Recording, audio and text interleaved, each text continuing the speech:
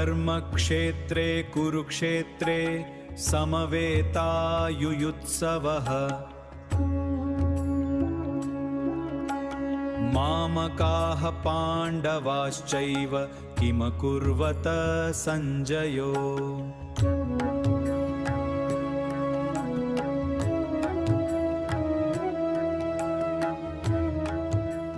धृतराष्ट्र ने कहा, हे संजय, धर्म भूमि कुरुक्षेत्र में युद्ध की इच्छा से एकत्र हुए मेरे दुर्योधन आदि और पांडु के पुत्रों ने वहां क्या किया?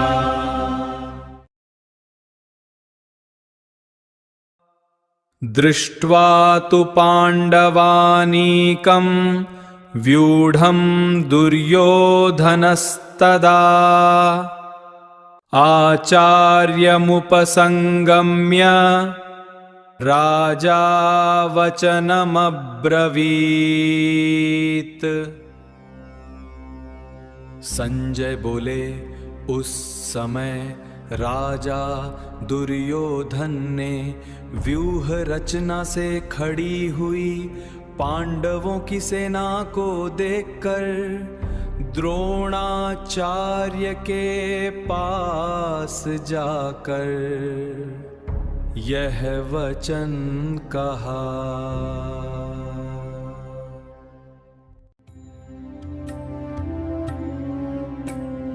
पश्यैतां पाण्डुपुत्राणामाचार्य महतीं चमूम्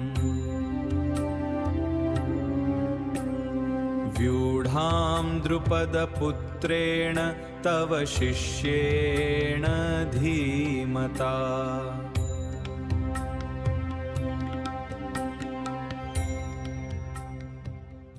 हे आचार्य,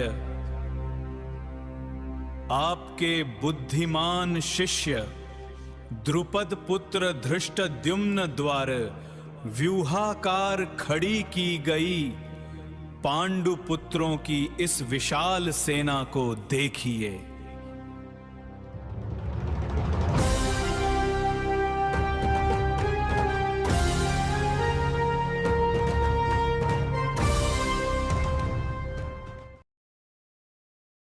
अत्र शूरा महेश्वासा भीमार्जुन समायुधि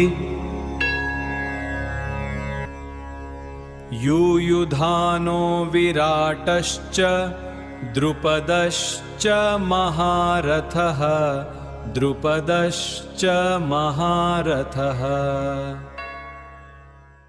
गुरुदेव, इस सेना में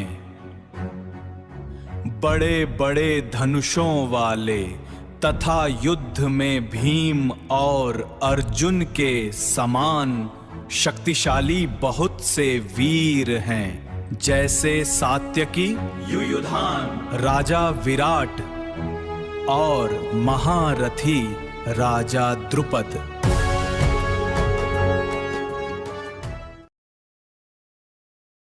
धृष्टकेतुश्चेकितानः काशीराजश्च वीर्यवान्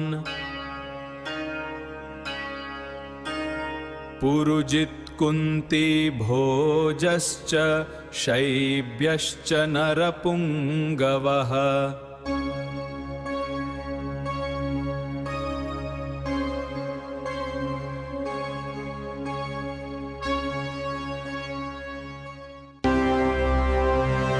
पांडवों की सेना में धृष्टकेतु, चेकितान और काशीराज हैं, साथ ही पुरुजित, कुंती भोज और मनुष्यों में श्रेष्ठ शैब्य जैसे महारथी भी विद्यमान हैं।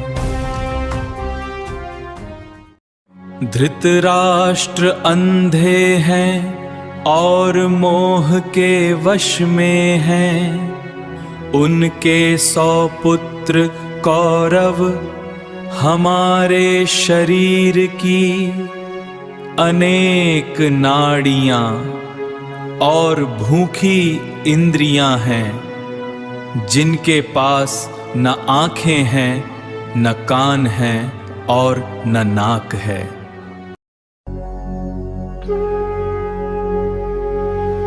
हमारे शरीर में पांडव हैं, हमारी 5 इंद्रियां, ये कान, ये त्वचा, ये आंखें, जीभ और नासिका बाहर की दुनिया से परिचय कराती हैं और यहीं से जन्म लेती है हर कामना। अर्जुन मन है, कृष्ण आत्मा है और जो रथ है वह हमारा शरीर है। कृष्ण यानी हमारी आत्मा माया से लिप्त रहती है, हम उसे पहचान नहीं पाते। हमारा मन भटकता रहता है। जब इन सारी वासनाओं से मुक्त हो जाते हैं, तब कृष्ण रूपी परमात्मा का दर्शन होता है।